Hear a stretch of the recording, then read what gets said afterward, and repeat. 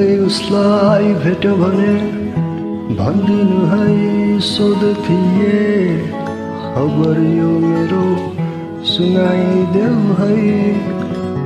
म नि यहाँ ठिकै नै छु, बाँचेकै छु, हाँसेकै छु, हिउँदा कहिले उसलाई सम्झँदछु।